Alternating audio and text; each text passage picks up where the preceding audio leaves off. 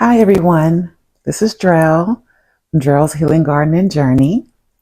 Today, I thought that we would do a garden tour. It is quite wild out there, you guys. So, many of you may know that I had an incident last month, and I have not been able to really get out into the garden the way I would love to, of course. But I have been able to, of course, water daily, which I've changed my watering time from in the morning watering to now at night. It seems to be a lot, of course, much better for me, and it's a lot better for my garden as well because it is thriving. This is the most bountiful summer garden I've ever had, I guess. And it's not really many to compare it to because I've only had two summer gardens. So there's that. But like I said, I'm going to get out there. We're going to do a garden tour. This one may be broken up into pieces like the other one. Please bear with me, you guys. I am still, of course, recovering. It looks today as if we're going to have an overcast all day today. So I'm hoping that the sun will be covered while I'm out there because since I had this last exacerbation and I was hospitalized a month ago, the sun really runs me inside. Once it touches my skin, if I'm out there for 5, 10 minutes, I begin to tingle, pins and needles, and the weakness sets in on this left side. So I'm going to take advantage of this overcast day, hopefully, and be able to do this garden tour for you all to show you what we have going on, right? I am fully prepared to be out there longer than 5 or 10 minutes, hopefully. I may have to do this in increments today, but we'll see. But as you can see, I do have my neck fan. I do have my hat. And I took another precaution just to kind of, if I need to extend my time out there a little bit longer, once I start to feel the weakness, I purchased what I would call a garden cane for me. So it's just a regular cane, but here's the difference. It's a big prong at the base of it. It's four of them, so it'll stand up by itself without me having to hold it, and I can grab it as I need to. So I am taking precautions while I'm out there. Nothing is going to stop me from being in my garden.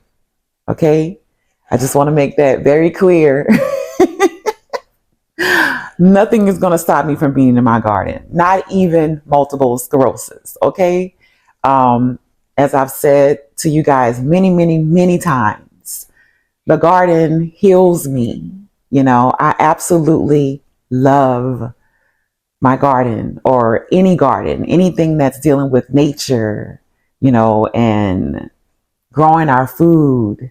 Um, I just love it. I just love it. So I think that's a long enough introduction. So let's get started. Thank you all for being here. I truly appreciate you all holding on. I know I have a lot of new subscribers and I have not been putting out videos, but I'm getting back in the hang of things. Of course, once it cools off, it begins to cool off, you will see me more in the garden. But because of what I have going on with MS, I'm unable to really be out in the garden when it's a full day of sun. So, as I said earlier, thank you all for being here. Thank you all for subscribing to my channel. I truly, truly, truly appreciate you all. And I'm so thankful for you guys' patience with me.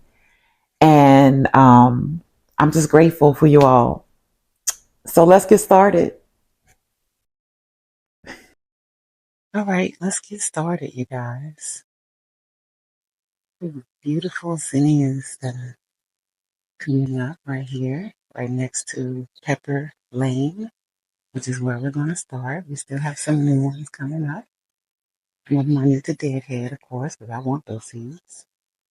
But as you can see, here's Pepper Lane. Quite a difference since the last time, right? So here's that mystery pepper that I'm not sure what kind of pepper it is, but it has not put on any peppers, only flowers. They keep falling, so I'm not sure. I think it maybe it's getting too much water. But next to it is these beautiful 5-colored Chinese peppers. I have collected so many of these peppers. See, they all different colors. They have red, orange, yellow, purple, and even some green ones over there. So it's a pretty prolific plant. And it's kind of spicy. It's not hot. It does have a bit of a bite, but not too extreme.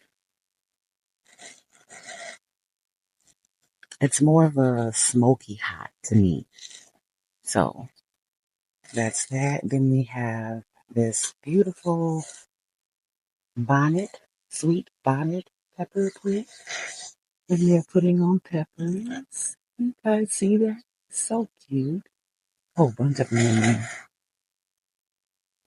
And they've really been thriving over here. As you can see, I did the shade cloth over them. So during the hottest part of the day, they are shaded here, and I have them all in grow bags as well. I've heard in the past that peppers love dry feet. They don't love to be moist. And I think that's the reason why this one in the container is not doing really well, because it holds on to the moisture. Whereas these bags don't stay moist very often.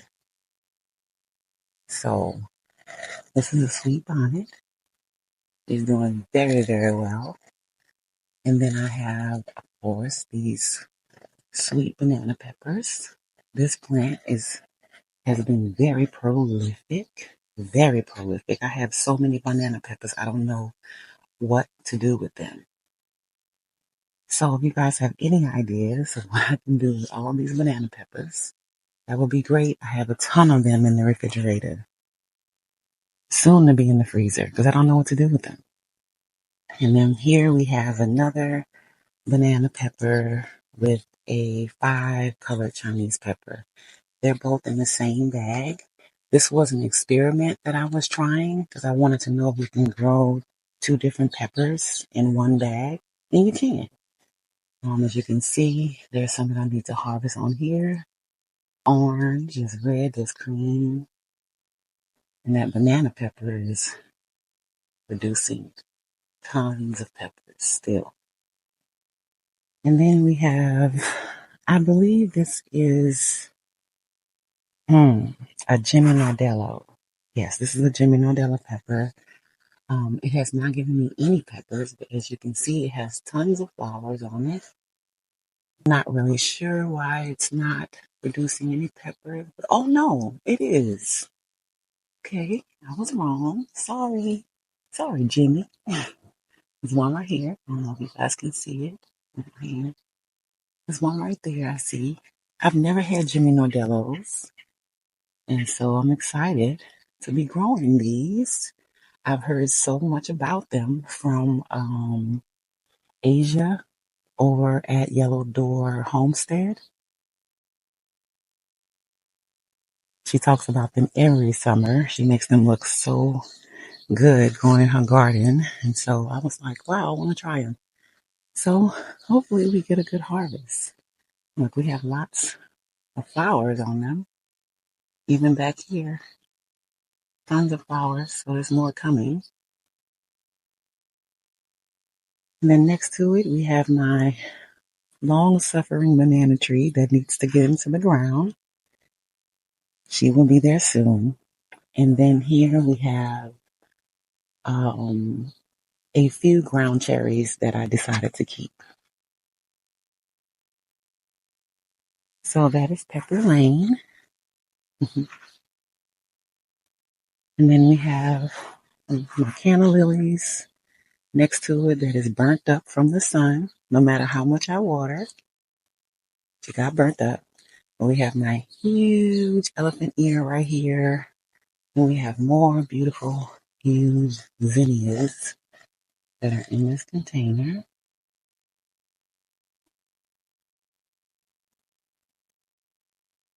And then we have our other calla lily. Just still kind of burnt as well. Not as bad as the purple one over there, but this is the yellow calla lily. And then we have a foxglove, and I believe that is a basil, if I'm not mistaken. And then I have my lavender right here. And then I have this beautiful purple coneflower that I'm growing. I'm so proud of this flower.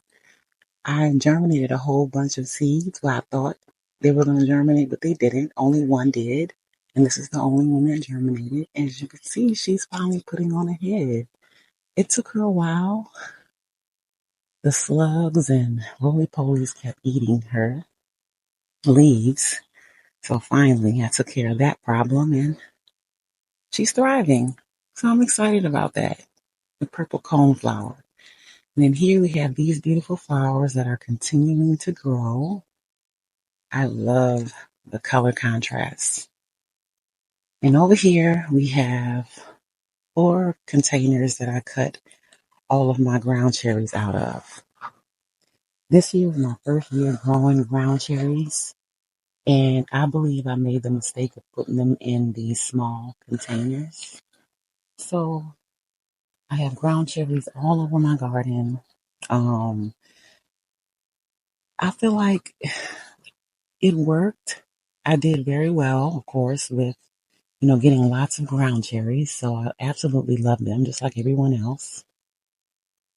But I think that the way that I chose to grow them wasn't ideal. These small containers, I didn't know that they were going to get as big as they did and as prolific as they did. So when I grow them in the future, I will put them in a bed by themselves. So I just chop them down and I have them over there near my compost area. And I know I'm probably going to have ground cherries all over my garden now because a lot of them got smashed. A lot of them I just left on the ground. But they were quite an experience, to say the least. So here's a whole bunch of plants that I need to put into the ground or containers. Haven't got to it yet because of my current situation, my current circumstance of being in the sun, and that I get exhausted really, really, really fast out here. So that's my ginger lily. I have some, what do you call these? Can't think of the names. Hostas. It's my ginger lily. I have 2 hostas in here. I have some daylilies as well. And I'm going to get them in the ground. I'm planning to put, I believe, some of my ginger lilies over here in this area next to my water barrel. I want to put some ginger lilies right there in that open spot. And then maybe some daylilies and some of the other things, some other place, the hostas. I'm afraid to put the hostas in the ground because I feel like they're going to get ate up by the roly-polies, but we'll figure it out. But here we have a small round flower bed. It has a mixture of different flowers in it. Some of them look good, some of them don't. Then we have basil, of course. Basil's popping up everywhere. Basil up under there. I'll swing back around to this bed, you guys. So let's go over here. It's another round bed with some, I believe that this is a blue bachelor. Just one. It's not a whole bunch of them. I hate coming in this area. It's so moist and full of mosquitoes. So I have to keep moving. But these yellow flowers are beautiful, aren't they? So let's go over here to Tomato Lane, Cherry Tomato Lane to be exact. Things are not looking well. So I'm going to show you guys the good, the bad, the ugly, and the indifferent.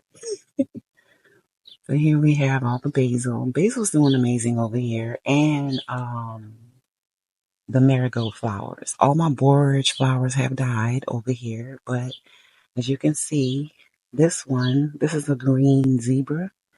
Doesn't look that bad, but some of them have been, this is all over here. Well, because it's so moist over here. And we don't get a lot of air on this side. He's trying to bite me. So anyway, so that's a green zebra. That's a gobstopper right there. It's not looking too good. I think I got one tomato. So where were we? Um, this is a Mila tomato. She's not doing good. She's not looking good. This is a gobstopper. It's not looking good as well. This is a large cherry tomato. We have been harvesting tomatoes off of this one, but as you can see, she's not looking good as well. Then I have a green zebra right here. Not really growing, but my Malabar spinach over here is doing amazing. As you can see, she's trailing out. I'm trying to keep her from going over into my neighbor's yard, but she is trailing out beautifully. The basil looks amazing over here. This is another gobstopper that's not looking good. And then next to her, I have this is another large cherry tomato. This one hasn't put on any tomatoes like the other one, but that's that. And then here we have another gobstopper. I think I got one tomato off of this one, just one. So that's that. Then I have this purple tomatillo next to that one. And it's not doing anything as well. Not really sure what's going on over here. Like I said, I can only guess that it's probably because, like I said, I think that this is powdery mildew. This area doesn't get a lot of air. This is another green zebra right there, right here. It's pretty big, but it's not putting off any flowers. And then this is a red and yellow pear. I think it's a pear tomato. I see flowers, but she's leaning way over there. But the basil is doing amazing. Some of my marigolds are doing good as well, some of them. But for the most part, cherry tomato lane is not looking very well. I think I did not choose a good spot to put them in. Which this is still, it's all a learning lesson for me, of course. And I'm definitely learning. So, but I am excited to know that I can grow stuff over here, at least basil, you know, and I'll find some other stuff that may, thrive over here. But tomatoes, no. And my Malabar spinach is thriving over here, definitely, because it's always moist on this side of the house. And I have two water containers over there, as you can see. But here I have a comfrey plant that I popped into the ground about 2 months ago, and it's doing really well. I wanted to see if it would grow in the ground, and it is. And then we're going to come over here to my, what is this? My Texas red bud tree. In the beginning of spring, it always puts on those very, very pink, pretty little flowers all over the stem of the branches. And then they eventually fall off, and then these beautiful leaves come out. But something has been eating my tree, as you can see. It's been going on for months. I can't seem to find it. or what it is. There is a grasshopper that seems to live in this tree, but I don't think a grasshopper did all this or is doing all this. These are some major chomps, like something is really eating my tree. And you can see, I'm still dealing with the spots and stuff from months ago with the stain from my neighbor. I don't know what else to do with it. I've tried spraying it at night with insecticidal soap. I've tried different things. I can't even see. I might have to come out at night to figure out what it is because clearly I don't see nothing on here now. And whatever's eating it is clearly eating it at night. So I'm gonna need to come out at night. And I don't like that. I don't like that idea. So that's that. Come over here. We have some more blue bachelor flowers that have been expended, but they're still putting out new heads right there. We have a mint over here. My nasturtiums are still holding on. They're trying anyway. And I have onion. I did put 3 onions in here, but I only see one that's thriving. And I see another one that's not surviving. Another one is gone. It's 3 of them. Here we have calendula flowers. And then I have some, uh, what are these?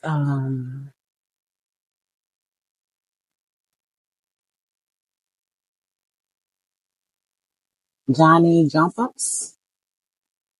So hopefully they jump up during the fall because they're not jumping right now. Then we have this thing full of basil and different type of herbs and weeds, as you can see. Some random things in there. Here is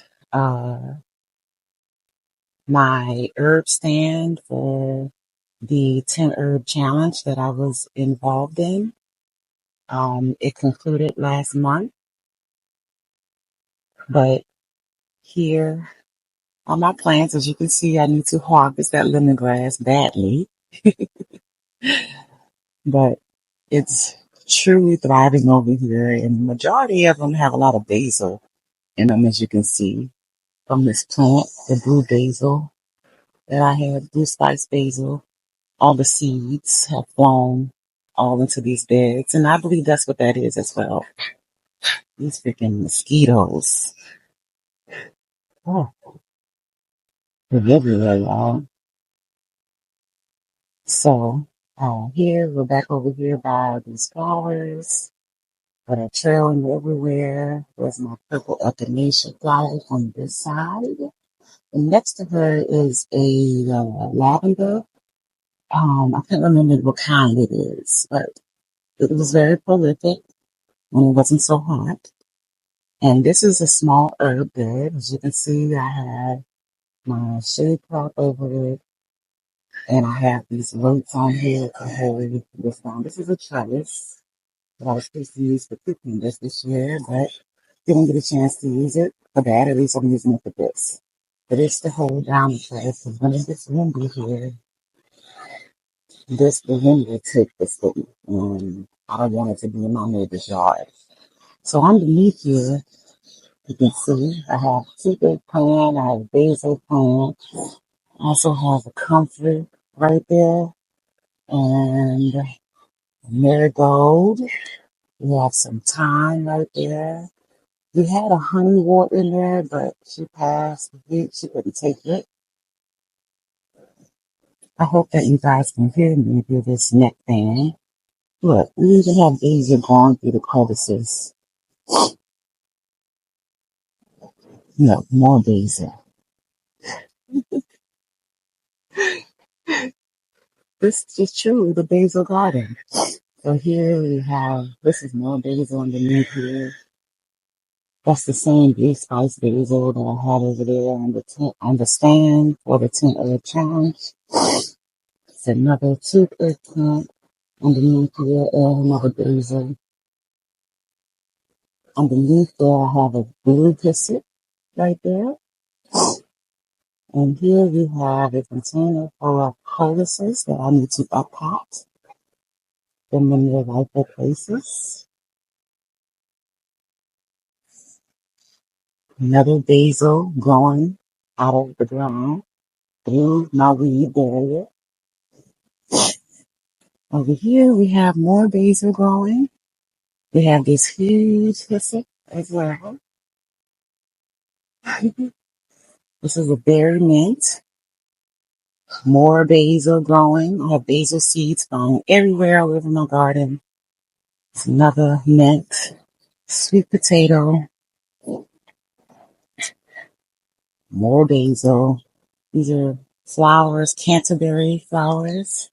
Then we have snapdragons that are spent. And then this is my herb stand that's not looking really well.